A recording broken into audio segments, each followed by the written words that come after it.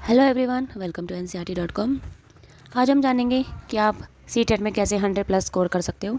और आज का वीडियो हमारा रहेगा SST के लिए कि आप कैसे SST में 100+ स्कोर कर सकते हो।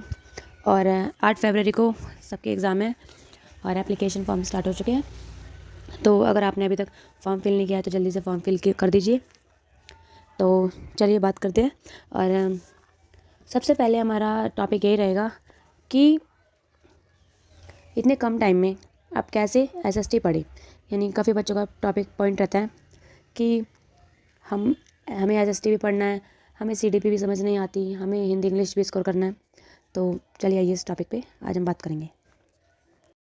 तो सबसे पहले हम बात करते हैं कि सोशल साइंस कैसे पढ़ना शुरू करें। तो देखिए, अभी आपके पास नवंबर का पूरा महीना ख़त्म हो चुका है, दिसंबर और जनवरी 2 महीने आपके पास, ठीक है। तो सबसे ज़्यादा लेंथी जो सब्जेक्ट है वो आपका SST ही है। SST में हर क्लास में 3 बुक्स हैं, यानी आपको 9 बुक पढ़नी है। और 9 बुक सिर्फ पढ़नी ही नहीं है, उनका रिवाइज भी करना है, उनके अंदर की लैंग्वेज भी समझनी है, ठीक है। तो उसे आप कैसे पढ़ सकते हैं। और दूसरा, सबका डाउट यही है कि ओल्ड NCERT से पढ़े या फिर नई NCERT से पढ़े। तो ये डाउट आपका मैं यहीं क्लियर कर देती हूँ कि आप पुरानी NCERT को ही फॉलो कीजिए, क्योंकि NCERT सिर्फ 6 क्लास की चेंज हुई है। 6 और 7 क्लास की अभी भी NCERT सेम है, ठीक है। तो अगर आप के पास टाइम है, अगर आप नई NCERT भी पढ़ सकते हैं तो आप एक बार उसको बस रीड कर लो, बाकी आप अपनी मेन तैयारी ओल्ड NCERT से ही रखो, ठीक है। ये अगर आप पढ़ना चाहते हो या अगर आपको 1-2 मार्क्स भी नहीं गंवाना है, वैसे तो पेपर ओल्ड NCERT से ही आएगा, नई NCERT से पेपर नहीं आएगा, ठीक है। तो आप ओल्ड NCERT को ही रीड कीजिए, नहीं तो आप 6 क्लास की NCERT को एक बार रीड कर सकते हो, क्योंकि दोनों बुक में ज़्यादा डिफरेंस नहीं है। बस न्यू NCERT में तीनों सब्जेक्ट को एक ही बुक में मर्ज कर दिया है, बस इतना ही है। तो आप ओल्ड NCERT से ही पढ़ सकते हो। सारा खेल टॉपिक्स का है कि आप उसमें आपको उस टॉपिक के बारे में पता है या नहीं पता, बस, और ज़्यादा कुछ नहीं है।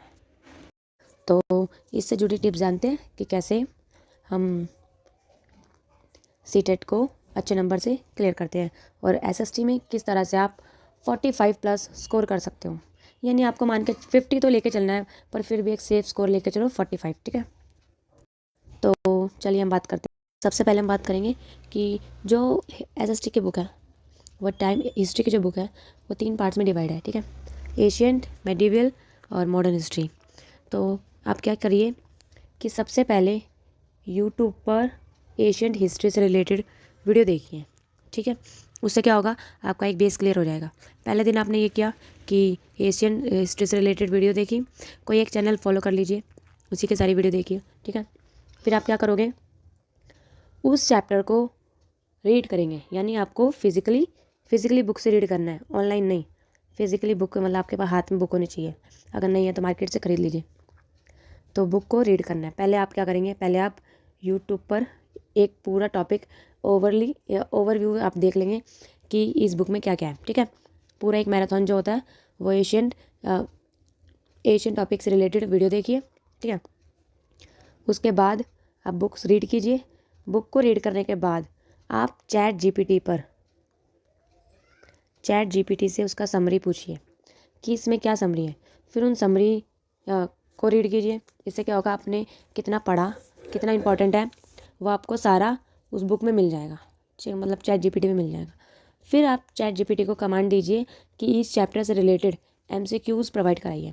फिर चैट जीपीटी आपको उन चैप्टर से रिलेटेड मेन यानी टॉप 10 MCQs देगा। तो आप उसको सॉल्व कीजिए कि किस तरह के क्वेश्चंस बन सकते हैं, ठीक है।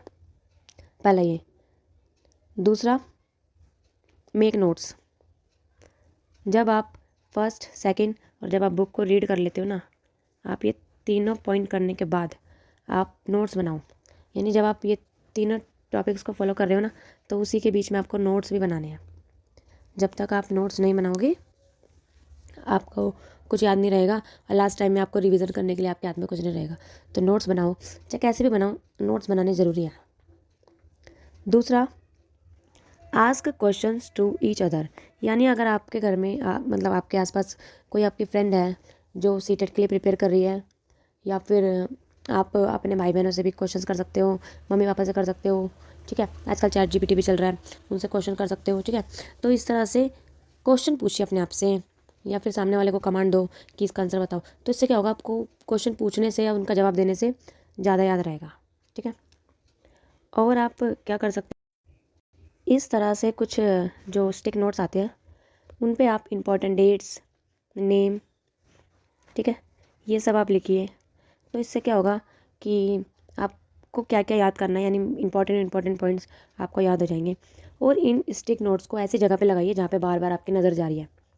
जैसे कि मैंने ये स्टिक नोट्स अपनी बेड के साइड में लगाया हुआ था, यानी जब भी मैं उठती थी, सोकर उठती थी, और जब भी सोने जाती थी एक बार इसको रिवाइज़ करती थी, ठीक है। तो इससे क्या होता था कि सोने से पहले और जब मैं सो के उठती हूँ तो मैं सबसे पहले इन्हीं को पढ़ती थी, जिससे कि मेरे ये जो पॉइंट्स हैं ना ये अच्छे से, मतलब मुझे अच्छे से याद हो गए थे, मैं इनमें गलती कर ही नहीं सकती थी, ऐसा हो गया था, ठीक है। और भी बहुत सारे नोट्स थे बट वो कहीं खो गए हैं, ठीक है, अब यही बचे हैं। और ये देखिए कि अभी जब भी आप पढ़ने जाओगे ना, सबसे पहले अपना सिलेबस देखो कि कौन सा सब्जेक्ट का पोर्शन ज़्यादा है, ठीक है। जब आप पोर्शन देखोगे ना तभी आपको पता चलेगा कि कौन सा सब्जेक्ट स्कोरिंग है। जैसे कि हिस्ट्री के सबसे ज़्यादा सिलेबस अगर किसी टॉपिक का है ना तो वो हिस्ट्री का है। हिस्ट्री में 25 सब्जेक्ट टॉपिक चैप्टर पढ़ने हैं आपको, ठीक है।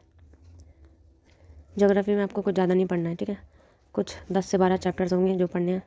और सिविक्स सबसे कम अगर सिलेबस किसी सब्जेक्ट का है ना तो वो सिविक्स का है, ठीक है। और तो ठीक है, सबसे ज़्यादा सिलेबस अगर आपका किसी का है तो वो हिस्ट्री का है, फिर ज्योग्राफी, फिर सिविक्स, ठीक है।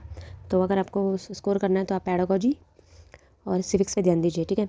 अगर आपको एसएसटी पैडागोजी के नोट्स चाहिए तो प्लीज़ वीडियो पे कमेंट करके ज़रूर बताइए कि आपको नोट्स की वीडियो चाहिए या नहीं, ठीक है। क्योंकि जब तक आप वीडियो पे लाइक या कमेंट नहीं करोगे मुझे पता नहीं चलेगा कि आप वीडियो में इंटरेस्टेड हो या नहीं। तो प्लीज़ वीडियो को लाइक कीजिए और कमेंट करके बताइए।